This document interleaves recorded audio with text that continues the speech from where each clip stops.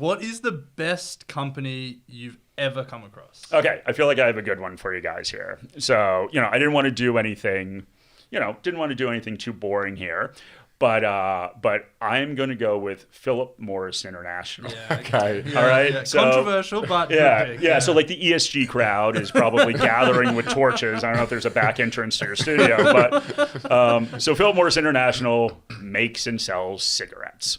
And the question you asked was not what is the most ethical company in the world, but what is the best company. Yeah. And I just want to talk about it because I think to me, this is what we should look at in shares. So, number one, what is the company or what do we want to look for in a company? There's obviously, they sell goods, right? Every company sells a good or service. That's important. They want to grow those.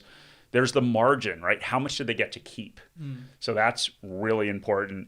And then finally, we have money that's invested in the company, not your money, the company's money, right? So money that they generate through free cash flow, money they borrow, money they raise in equity markets. What return do they get on that? And Philip Morris is off the charts, right? So like if we look at margin, and there's all sorts of different margins we can use, but if we just use, gross margin, right? So that's sales and cost of goods sold, right? So theirs is 65%. So, right, the S&P 500 is at 40%. Google, which is outstanding, is at 56%. Wow. So it's just crazy, right, that they keep a lot of money. Then there's this return on invested capital, right? So what return are they getting on what they invest in the company? It's over 50%, which is like unheard of, right? And like the S&P 500 is 8%, and Google 16%.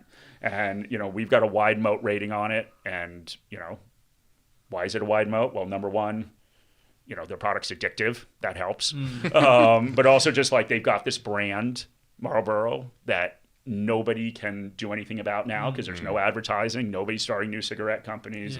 And they've got really great cost. Like, so they have driven down costs so much that, and I don't even know what a package of cigarette costs right now to buy, but they make a package of cigarettes for 47 cents US. Wow. Bryce, you know what a deck of darts costs? No. So, I actually have no idea. yeah, so you may not, listen, from an ESG perspective, you may not want to invest in it, but yeah, it's a great company, like from an operation standpoint. Isn't Philip Morris also known as like the best investment of like the last 100 years or something? It is. I didn't want to mention it twice, but it's in that Jeremy Siegel book. Okay. And he's talking about low expectations because of obviously everything going on in tobacco.